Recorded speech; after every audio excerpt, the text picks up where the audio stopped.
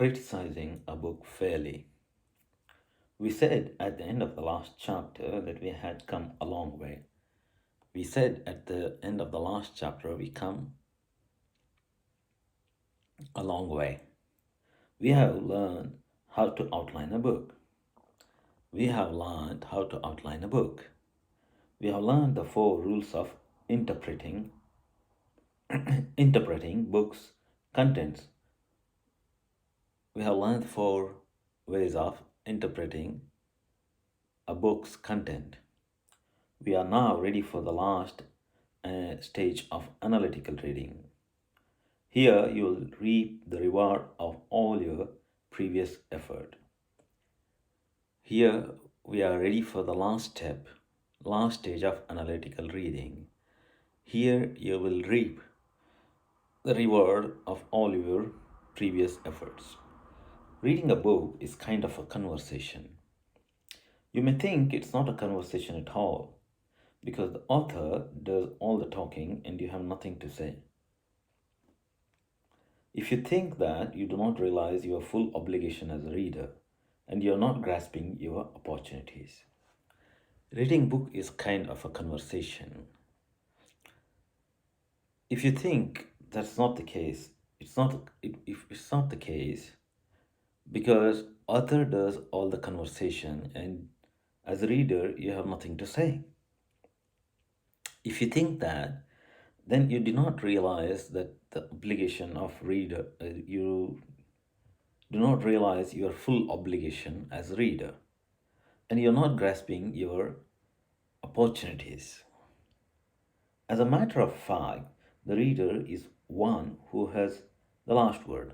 As a matter of fact, reader is the one who has last word, who has the last word. The author has had his say, and then it is the reader's turn. The author has had his say. Now reader, it's the reader's turn. The conversation between a book and its reader would appear to be an orderly one. The conversation between the book and its reader would appear to be an orderly one. Each party talking in turn, no interruptions, and so forth. If, however, reader is undisciplined and impolite, it may be nothing but orderly. However, if the reader is undisciplined and impolite, it may be anything but orderly. The poor author cannot defend himself. He cannot say, "Here, wait till I've finished before you start disagreeing." He cannot say, "Here, wait till I've finished before you start disagreeing." He cannot protest the reader has misunderstood him, has missed his point. He cannot protest the reader has misunderstood him or has missed the point. Ordinary conversation between persons who confront, confront.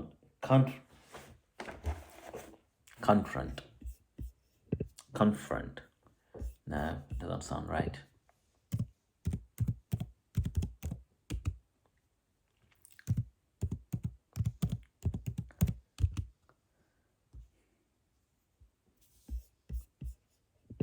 Confront. Confront. Confront. Confront. Confront. Confront. Ordinary conversation between persons who confront each other are good only when they are carried on civilly. Ordinary conversation between persons who confront each other. Ordinary conversation between two persons who confront each other are good only when they are carried out civilly. Civilly.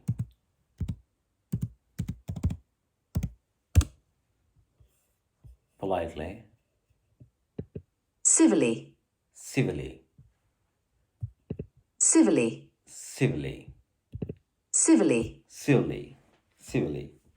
We're not thinking merely of the civilities according to the convention of social politeness. We are not thinking merely, merely. It's not merely because it's R is between vowels. Merely, merely, merely, merely, merely, merely. To emphasize that you mean exactly what you're saying and nothing more. We're not thinking merely of the civilities.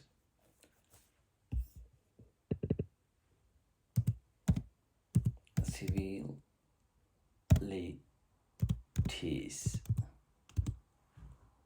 Politeness or a polite remark. Civility. Civility. civility, Civility. Civility. Civility. We're not thinking merely of civilities according to the convention of social politeness. Such conventions are not really important. What is important is that there is an intellectual etiquette to be observed. So we are not thinking merely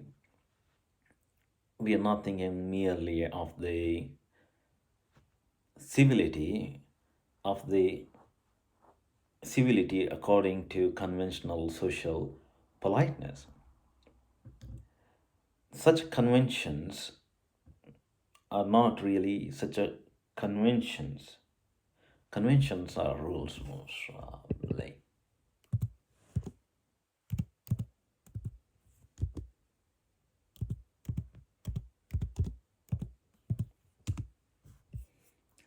a large formal meeting of people who do particular job or a similar interest or a large meeting for a political party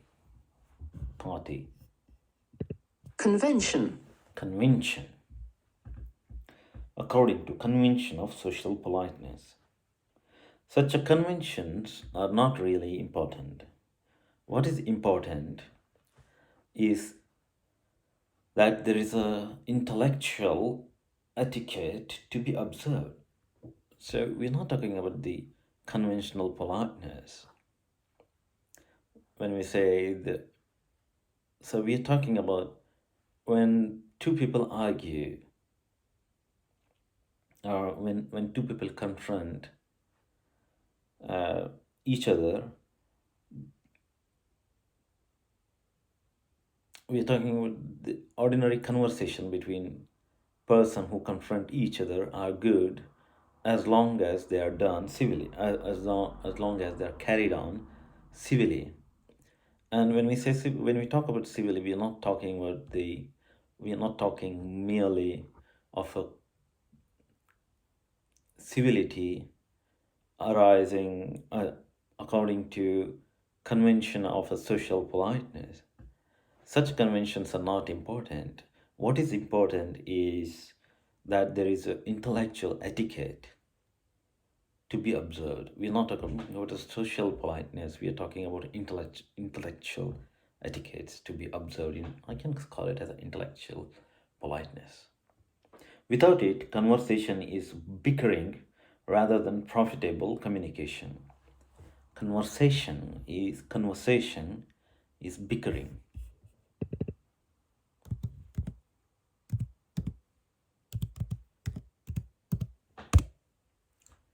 Arguments about things that are not important.